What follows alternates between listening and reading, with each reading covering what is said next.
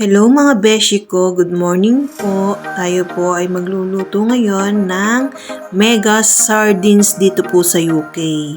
Ito po ay sasahugan po natin ng labanus. Ayan po, pinagisa-gisa ko lang po at nung kumukulo na po ang sardinas natin, nilagay ko na po yung labanus. Ito po ay niluluto ko din po sa Pilipinas. Kadalasan din po, nabibili ko din po ito sa mga nagtitinda po ng mga ulam. Yung po sa mga karinderya po ba. Masarap po ito. Ayan, nilagyan ko nga po siya ng bagoong. As usual, lagi ko po sinasabi, masarap na, healthy pa. At pakita ko pa po sa inyo yung isang version ko ng sardinas. Ayan po, ginisa ko lang din po. Pag kumulo na po, lalagyan po natin na pechay. Pwede rin po yung bok choy. Yan, bok choy po yata yan. Bok choy o bok choy. At lalagyan din po natin ang paborito nating bagoong na ginisa. Para lalo po sumarap ang ating niluluto at lalagyan po natin ang ginisa mix. Sinigang po yan. Ayan po, pag naluluto na po ang ating bok choy, okay na, kain na. At ito pa po ang last na version ko ng sardinas. Walang katapusang sardinas. Iwalay po natin ang laman sa sabaw na ito. At ito nga po, mag-prepare po tayo ng carrots. Hiwain lang po natin ng ganyang kaliliit at ilagay po natin sa nilamog na sardinas na laman. At lalagyan din po natin ng sibuyas na ganyan din po ang hiwa, maliliit lang din po. Lagyan na rin po natin ng pampalasa, ayan, nilagyan ko po ng ground pepper at saka asin or salt. At isa pong egg. Ayan po, at imimix lang din po natin yan. Ayan po, pag na-mix na po natin, pwede na pong iluto. Alam niyo po, nagkamali po ako dyan. Akala ko po lumpia wrapper po. Nung pala po, Diyosa. Kasi po, ang bala ko po sana, maglumpia po sana ng sardinas. Masarap daw po kasi yun. Kaso po, no choice, dumplings po yata ang aking nabili. Kaya parang pang siomay po yata ito. Pero nag-try na rin po ako nailuto at tignan ko po kung masarap. Kaso po, yung tikman ko po, masarap naman po siya. Kaya lang po, hindi po ako satisfied. Gusto ko po talaga lumpia wrapper.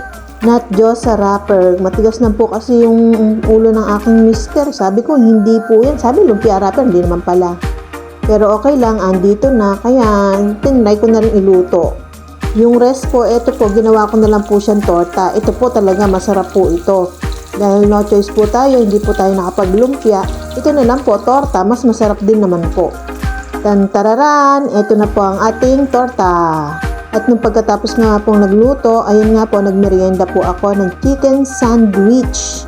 Dahil wala po tayong pan, ayun po, ang pinili ko po ay isang sky flakes na nabili ko po sa Halal.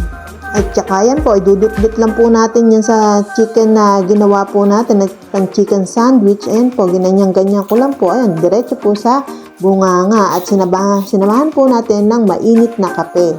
Masarap pa nga po ang kinalabasan eh. Yan, ganyan-ganyan ko lang po. Ayan, kakainin ko na po yan.